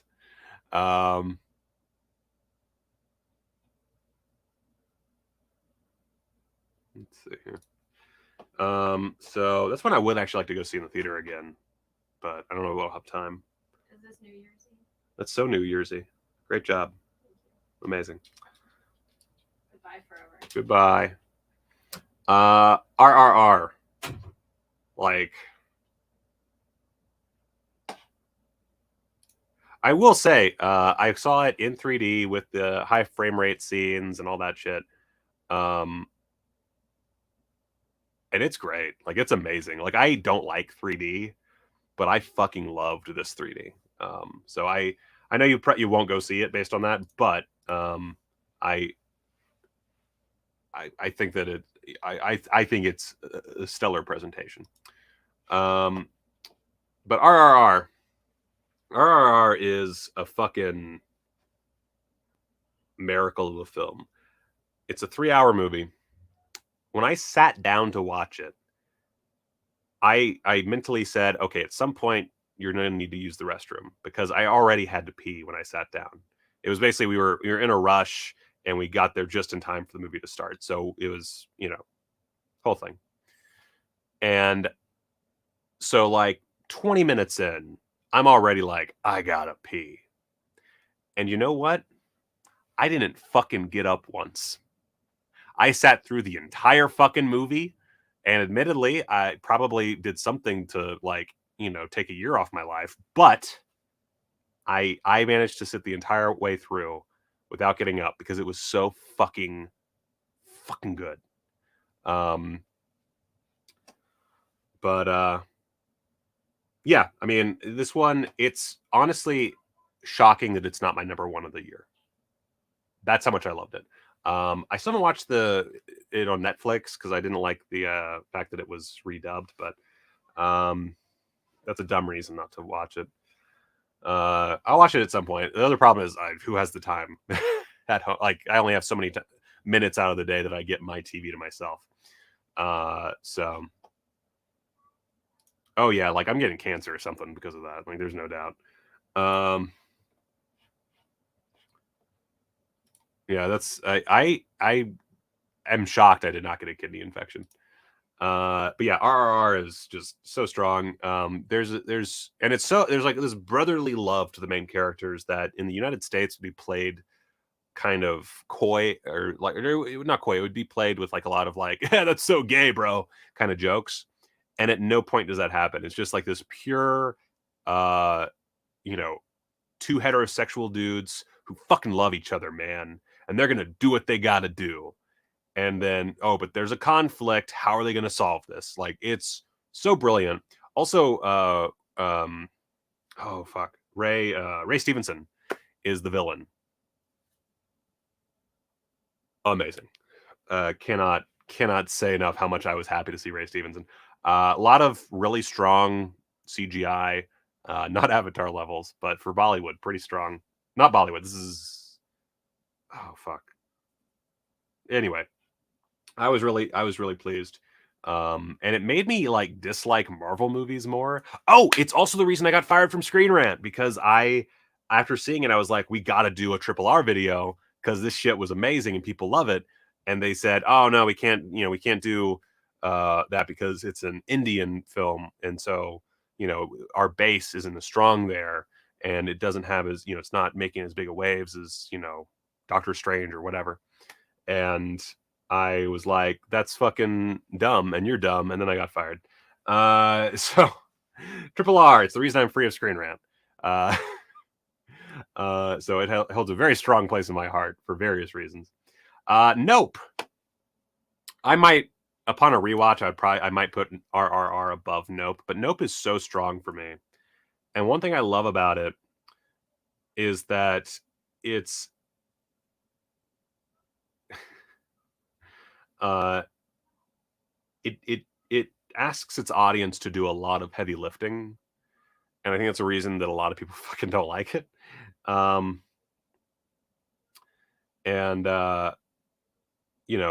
It's not without its flaws, certainly, but for me, it's kind of like the Fablemans thing, where it's such a love letter to cinema that the issues that I had were buried underneath that and made, kind of negligible. I do think I feel like maybe there's a stronger script that could have been written to better incorporate the chimp stuff.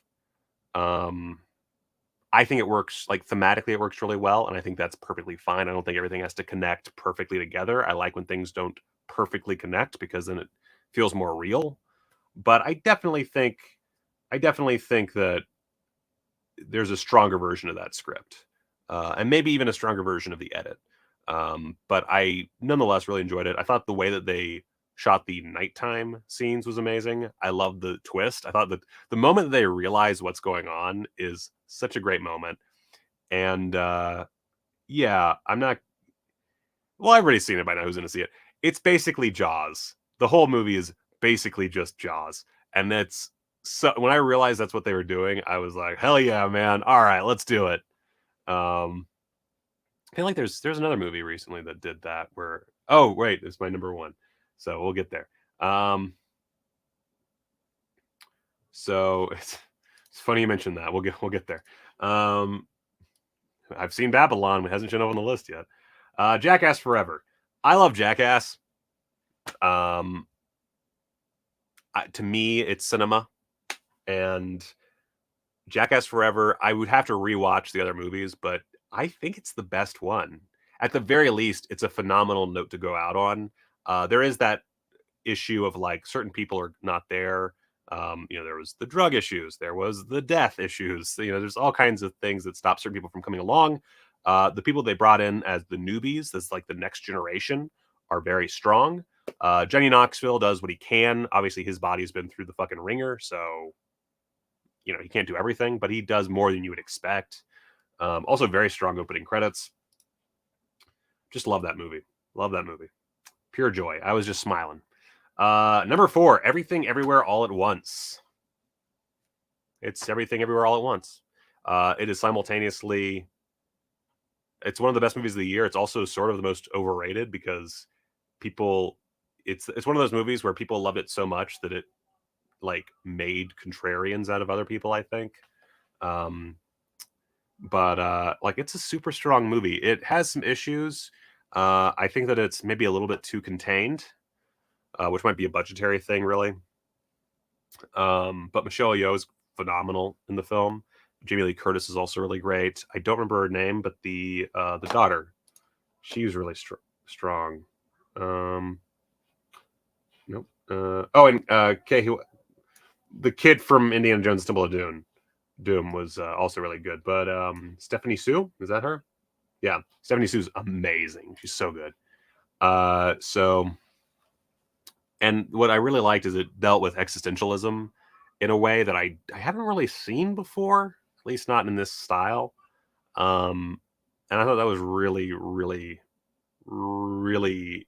It was a very personal story for me. Obviously, not the Asian stuff. It's not really that personal to me, but the existential stuff was super personal to me, and it spoke to me at a very deep level. And so I love that, and also it's just funny. It's just a funny fucking movie. And I still haven't rewatched it. There's a lot of these that I really want to rewatch, but I'm too busy rewatching Jess Franco movies. Let's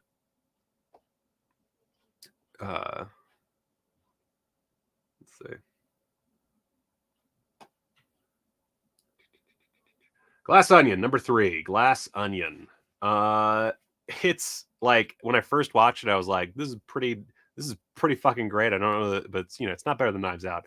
Watched it again when it came on Netflix. Better than Knives Out. By a small margin, to the point where it's negligible. But I love that it's a very different film from Knives Out. It's extremely of its own. And I think that's amazing. I love that. So I don't want to go too much longer because it's already been an hour and a half. So, but Glass Onion, phenomenal work. I look forward to watching it again. It's a very taut film. I watched it in theaters, which I was very happy I managed to catch that. And I love how tight it is. It's like when you go back and rewatch it, it's just perfectly constructed. So also I just love shitting on billionaires. Fuck billionaires. Fucking assholes. Number 2, Top Gun Maverick. For the longest time this year, this is my number 1 movie. And I love it to pieces. It's a very simple plot. That's maybe its one downfall, is that it's basically Star Wars, but with jets. But Tom Cruise, of course, say what you'll about the man, but as an actor, as a professional, god tier. Those Thetans are working their magic. It's him. What's the fucking guy's name? Miles Teller, of course, is really strong. Which I feel like there's this inherent need to shit on Miles Teller because he's kind of a dickball, seemingly. But dude's a great actor. John Hamm's good. Glenn Powell. Glenn Powell is so fucking strong in this movie. And Val Kilmer's cameo is an emotional roller coaster. I love Top Gun Maverick. And I will say that I rewatched Top Gun because a friend of mine had never seen it and hated it just by virtue of there was a joke when I think he was in the Navy or something. And he got there's a lot of jokes about it. And he never watched it. And he still hated it when he watched it, but he also hates a lot of things. Top Gun Maverick blows Top Gun out of the fucking water. I rewatched it, I was like, this is pretty good. I enjoy this. This is fun. But especially the aerial combat is not aged particularly well, just because there was a limit to what they could do.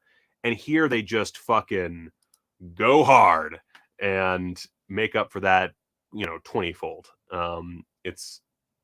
It's effectively just a remake as far as the plot, but it solves the problem, because another problem was in the first film, the ending, the big dogfight sequence, it doesn't feel like there's a ton of stakes. There are stakes, but it doesn't feel as impactful. And here, it's impactful. It's strong. It's a strong fucking ending, or strong third act. So I loved it. Joseph Kosinski, just Spiderhead aside, really just works for me. Love that guy so much. So loved it. Oh yeah, I would say Cocktail's better than Top Gun. I don't know about Days of Thunder. Oh, that's tough. I'd have to go rewatch Days of Thunder, but I would definitely say Cocktail's better than Top Gun. But Top Gun Maverick, oh my god, love it. And finally, my number one, Babylon. Just watched it a few days ago. Like every bullet on my list is checked off. Is it about cinema? Yes, it is. Damien Chazelle loves two things: jazz, cinema. That's it. And the ending of this, like, this is one of those movies that has like, it's like Return of the King on steroids when it comes to how many endings it seems to have. But when it finally settles on the actual ending, oh man, it worked for me. I know it won't work for everybody. I know it hasn't worked for everybody, but for me, it just loved it. It struck an emotional chord with me. I did feel like there was a bit during that Return of the King-esque several endings that I felt somewhat exhausted, just because it kept like teeing me up for credits rolling and then continued. But it came back around once we actually got to that moment, and that moment is when it, like, the film basically does like a Nope twist where it's like, oh, actually we've been doing this the whole time. And I got it while I was watching. I was like, okay, well, that plot beat is from this movie and that plot beat is from this movie, so what, like, there's a lot of plot beats from this movie. And then at the end it's like, oh, that's the point. And I loved it. Like, it might be a little bit cheap, but I don't care. So it has the love of cinema. It's about old Hollywood, especially it's the silent era going into sound. That gets my goat. There's a whole scene. One of the best scenes in the movie is them going. We've seen how silent films are shot, and it's like this chaotic mess. It's amazing. And then we get the first day of this production doing sound, and it is so good and triggers me so hard.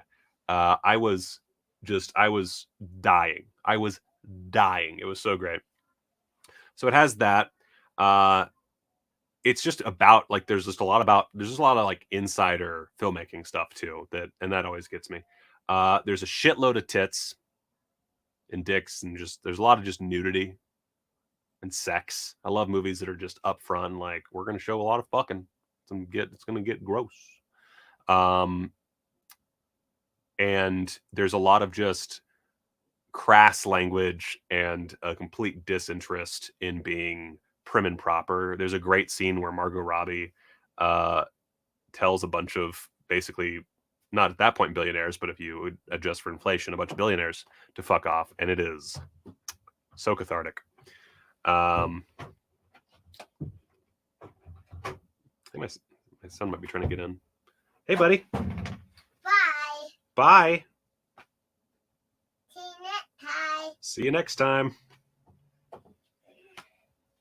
See you next time. See you next time. See you next time. See you next time. Okay, see you next time. Bye. Bye. I love you too. Okay. Okay. But Babylon, just to cut it short, it's a 3-hour art film, basically. Everyone's amazing in it. The guy that plays Manny is so strong. Margot Robbie's amazing. She just gives it her all and is like made for this part, which is crazy because it was supposed to be Emma Stone and they rewrote it for Margot Robbie when she had to back out. It's very debaucherous. It's beautiful to look at. It's got incredible sound design. Like, the sound design just fucking slaps to high heaven. And what frustrates me about it is that it's going to be relegated to the bomb in Damien Chazelle's career. Like, that's what it is. It's just this big old bomb, and it's going to be known as the movie that they spent a shitload of money on, chock full of celebrities, and it did nothing at the box office. I'm sad I don't get to see it again in theaters. Like, there's no way, unless it, like, maybe a second run, maybe, if they carry it, but there's no way that I'm going to get to see this. I don't think there's any way that I'm going to see it in theaters again, and I desperately want to. I would do anything, not anything, but I would do a lot to see this in theaters again. So that makes me sad. But also, like, I don't know what anyone expected. It's like 3 hours and like 20 minutes long. Like, there's no way, especially the same time that Avatar comes out. No, there's no way this does well.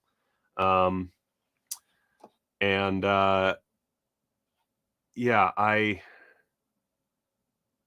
I just love it so much, and it spoke to me on a very deep level.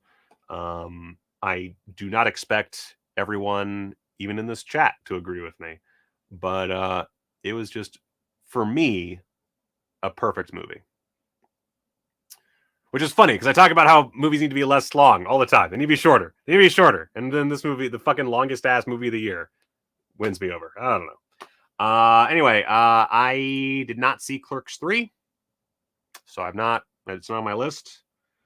Yeah, it'll probably be playing in the next week. The problem is that I'm so busy. Like, I barely found time to watch it. I barely found time to do this stream. Like, this stream means I'm going to be working really late and all day tomorrow. Fuck, I have to stream tomorrow too. Fuck. But anyway, didn't see Clerks 3. Oh,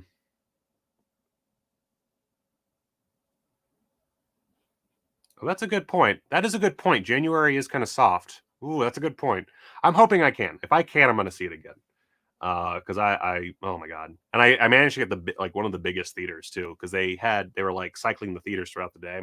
There was a bunch of tiny theaters, but then there were like 2 showings that were the big boy theaters, and one was like 10 p.m. and the other one was like 1, and I found a way to see the 1 o'clock.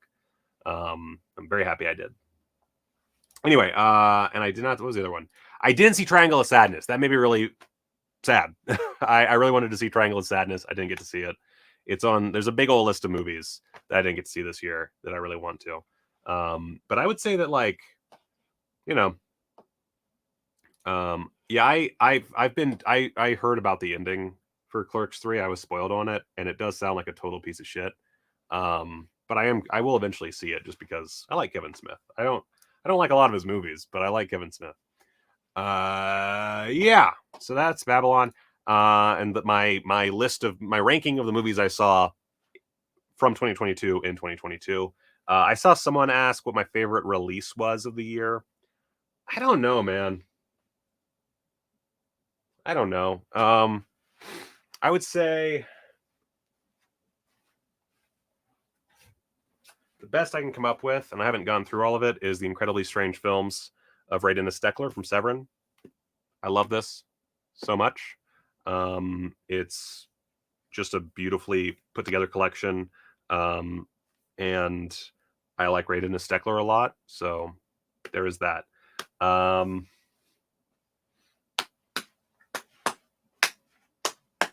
don't know. Fuck.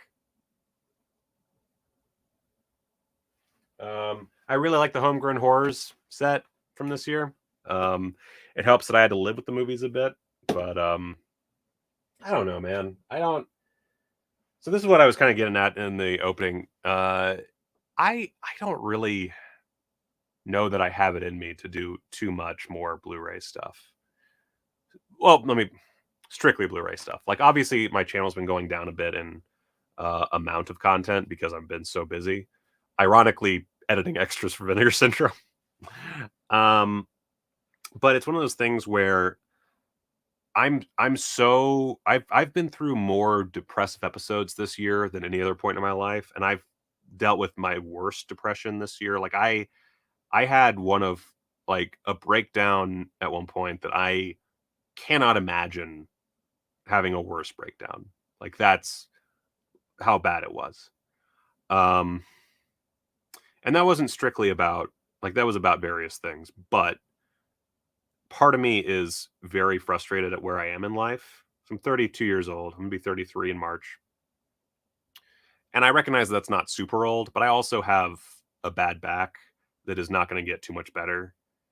And will inevitably lead to me just being in pain and, like, on drugs. Like, that's where at some point my life is going to end up. And so I am constantly, like, thinking about the time I've wasted not making movies, basically, and not doing more with my life. And so, like, that was kind of that breakdown, that big one, was kind of an impetus for me to want to try to integrate the channel more into my filmmaking and my actual, like, dreams. Because I like there's part of me that knows like my movies are never going to be all that popular, or all that successful, but there's this constant fear I have where one day I'm gonna die, and it's not gonna be like a quick death. It's gonna be like dying in a hospital bed or something, and I'm just gonna be thinking about how I I bought a lot of Blu-rays, but I didn't spend enough money, or I didn't spend that money or enough of that money on making my dreams come true and actually making some fucking movies. And so that's where I'm at a lot. And so, and don't get me wrong, I love Blu-ray. Like I love physical media. I love buying movies. But there is a part of me that I need to move forward and kind of, I'm not going to stop buying Blu-rays. And I think I'll be able to do Quadruple B. And again, it's been hard for me to keep up with news. Because I don't have anyone helping me with this. Like, it's just me. Like, I do all the news gathering, and my Discord helps to a degree, but a lot of it is me gathering information. I don't have an editor for my other videos. It's just me doing the editing. It's just me doing the writing. I have to shoot everything. Like, it becomes a bit of a chore. And I just can't keep up with all the Blu-ray releases. I just can't. I can barely keep up with fucking theatrical releases. And so, I think that 2023, I'm going to focus a lot on bettering my life. I need to exercise again. Like this whole year, like I just fell apart when it came to exercise. And I went to the gym, maybe like 2 weeks ago, and I didn't eat properly, first of all, because I have low blood sugar, and I that was my big issue. But I went to the gym and I did a very like rudimentary amount of exercise, and all of a sudden, like I was sitting there in between reps, and I just felt like my entire body just give way, and suddenly I was like, I felt like I was going to pass out, and I stumble over to the locker room and I sit down on a bench, and I legit had the in my brain, I was just like, am I gonna die in a fucking Planet Fitness fucking locker room right now? Is that what's gonna happen to me? Obviously that didn't happen, but it was one of those moments of like, you're just a walking disaster of a human body. So that also started to itch in my brain. So 2023, my goal, I'm gonna probably work fitness. I had a channel years ago that I never really did anything with called Keen on Fitness that I might revive as like a vlogging type thing. I don't know if I'll actually do that. It depends. But I'm gonna focus on exercise more. Where the fuck? My browser just. Oh wait, okay. I'm gonna focus on exercise more. I'm gonna focus on filmmaking more, and writing. I'm gonna focus on making art more. And so I'm gonna move away from Blu-rays a little bit, not like completely get rid of them. I'm not gonna, like sell everything I own and be done with it.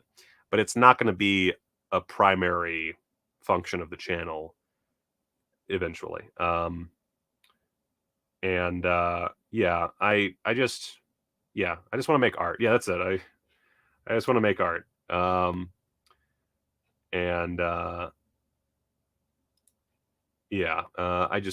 can't keep like my current path just isn't working for me. But that said, I love everybody here. Like I can't. It's hard to believe like the reason I have as many, and by standards of YouTube, I don't have a lot of subscribers, but the reason I have as many as I do, or that I do, whatever, is because I did that one dumb Severed unboxing when Kiddo was a baby. That's it. Like that was the impetus. Is I did a dumb unboxing that I really just did for shits and giggles, and then that kind of took off as in relation to the size of my channel. And I went from there, and I created like a nice group of people that really enjoy my content and even enjoy my movies. And I want to work with that and mold that into something more. But in order to do so, I have to give up certain things and like kind of move away from certain things. Like, I probably won't do the subscription this year. mostly for money reasons. Like I would love to, but I don't have money for this. Like I'm pretty broke at the moment, because of adult stuff. But yeah, this channel is going more art focused, I think. I'm gonna look at your chats real quick, 'cause I haven't really been paying attention as much. And then we're gonna end this because I got a lot to do. Let's see here. Yeah, I've seen a bunch of people hate on it. I think that there is a certain level of sincerity that people can't take from movies, and there's a lot of sincerity here that probably comes off as just schmaltz to a lot of people. I think that's a problem. Glad you can relate. Well, I guess I'm not entirely glad you can relate because it's a lot of sadness, but thank you. Does your dad love tits and cocaine? Because if he does, and he loves movies, yeah, you do need to see this with your dad. Let's see. Travis says, I support your changes to the channel. I'm very stoked for Dr. Deathface. I do like your video reviews, but that's getting in the way of your dreams, and it's worth the trade-off. Yeah, I mean, it is to a degree. A lot of it's like I just work so much, but if I didn't spend as much money on Blu-rays, then I wouldn't have to work as much. So that's one big problem is like, if I'm spending like $200-$300 on Blu-rays, like that's money that could go to like paying an actor for the day or whatever. It is great, yes. Nothing beats your vlog about prison burritos. I don't even remember that. I don't remember that at all. Let's see here. Tony, I'm 52 in about 20 days. My health is screwed. I constantly feel like I wasted my life, mainly reading books and watching Doctor Who, both of which I love, by the way. My advice, make your art. Yeah, okay. Yeah, you get it. You very much get it. I feel like something I always hear, and I still hear it, is the you've got your whole life ahead of you thing. And it drives me nuts because it's like, yeah, but eventually it stops. And sometimes it stops super early. Like literally any of us could die tomorrow. I could die like 20 minutes from now. It's entirely possible. Is it super likely? No, but it's possible. And I think about that a lot. Like I think about just laying in a puddle of my own blood, because I don't know, I got hit by a car. And like I'm like the lights are going out and then I just, oh, this is it. Up, didn't do anything in my life. Oh, bye. Which I realize is a very dark thing to say, but I like that. Like it's one of those things. Like life is short. Like one day you're suddenly old, and you no longer have the rest of your life ahead of you. People can't say that fucking anymore once the grays fully come in. And also like life is about building things. Like you can't just be like I can't just be where I want to be as a filmmaker. I have to do it. So I can't just wait until I'm like 50 years old or 60 years old to do it. I got to do it now so I build up and I can, make the stuff I want to make. Especially movies. Movies take fucking forever. Oh, that's sweet. Thank you. Also, by the way, there's a lot of great Blu-ray content out there. Like Disconnected is amazing. Go watch Disconnected. Ryan's channel. I'm not gonna. My only problem with Disconnected is I don't like saying it because it's weird to me. But Disconnected is a great channel about Blu-rays. He's just got his shit together. His Instagram is amazing. Go check him out if you want Blu-ray stuff. Like he's the real king. Any new film projects in the works? So I'm still making Dr. Deathface. We're doing our pickup shots. MLK weekend. And that should be it for shooting. But then, of course, we have to edit the whole thing. And, like, the score is being worked on, but it's nowhere even close to being done. There's a lot of stuff to do. But while I'm editing that, even right now, I am working on other projects. I'm working on something that we're calling the Malibu Trilogy, which it's hard to explain. But it's based on... Jess Franco's style of working, not necessarily his style specific, like his, technical style, but his style of making films in the like early 80s is our kind of thing there. And then I've got a few things that I want to do that are much simpler. One thing I realized on Dr. Deathface, and I'll talk about this more in depth in the future, but I overplot. I way overplot. I don't make things as simple as they should be. I don't streamline things enough. That's my big problem with Dr. Deathface, is even though it's good, it's not streamlined enough. And I wish I'd streamlined it more going in, but I just didn't. And now there's not much to do about that, because things are just like, they're just like, there's certain plot beats I can't get rid of because then later plot beats don't make any sense, yada yada yada. So one thing I am planning on for this year is I want to approach films in a much more simple way and not overcomplicate things, because that's what's happened the last 3 fucking movies. I overcomplicated things. And if I just didn't overcomplicate it, I think not only would I have made them faster, but I probably would have made them better. So that's a thing I want to do. But there's a lot in the works. There's a ton in the works. We learned a lot on Dr. Deathface.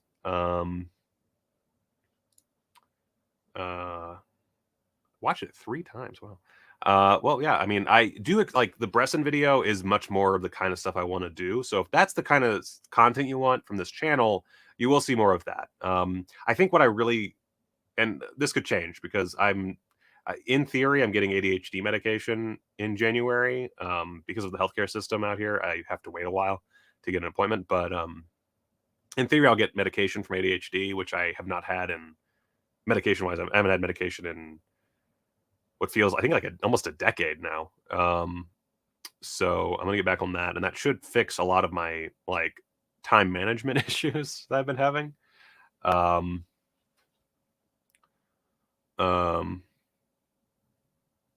But yeah, I'll be making more of that, and my approach is going to be, I think, if everything goes according to plan, my approach will be to focus on filmmaking and to do critical analyses from the eye of a filmmaker, and to approach it that way is what I want to do. But we'll see how that works out.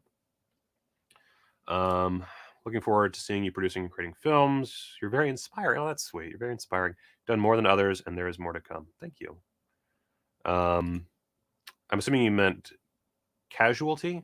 Will the gay porn reviews be a budget casualty?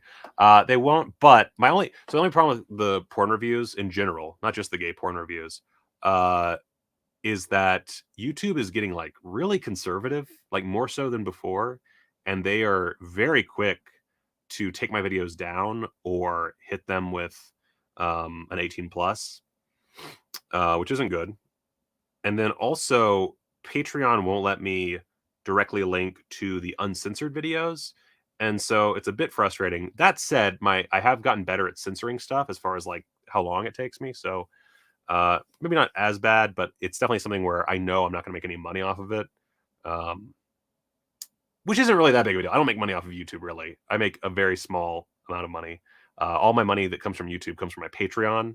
I just wished that I could actually, because for a while there I was like, all right, you get uncensored versions, and then Patreon was like, no, that's actually, you can't do that on our platform because we live in a fucking stupid society that can't get over the fact that tits and dicks exist. Like, I hate it.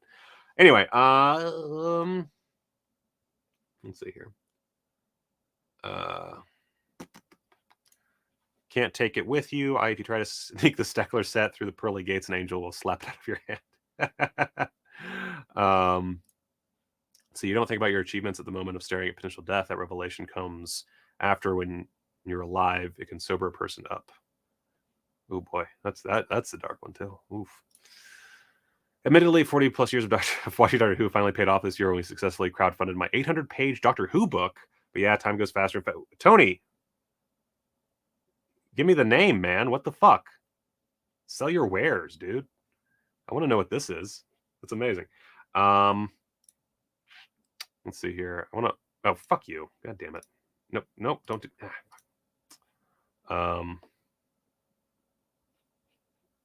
Fucking Twitch. Finally get a Twitch comment on some scammer. Jeez. By the way, I haven't been on Twitter in a while, but every so often I'll have to go on to like check something, or like there's a like DM that I have to check or whatever. And every time I go on, I just like I take a quick look at my notifications, and it's like almost entirely scammers. It's insane. It's insane. Anyway, oh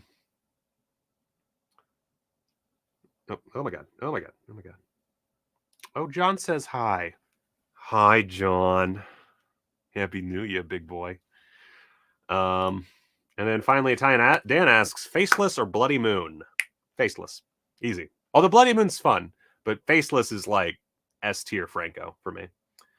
And Happy New Year. Happy New Year to you, Dan. Happy New Year to everybody. And John. Thank you guys for watching. This has now gone 2 hours and 5 minutes, so you should stop. Thank you guys so much. Happy New Year. Looking forward to 2023 being a better and more productive year. And yeah, I will talk to you guys tomorrow about some Vinegar Syndrome. And until next time, everybody, I'm not ready for this. Oh shit, oh shit, oh shit. Everybody, go watch a fucking movie!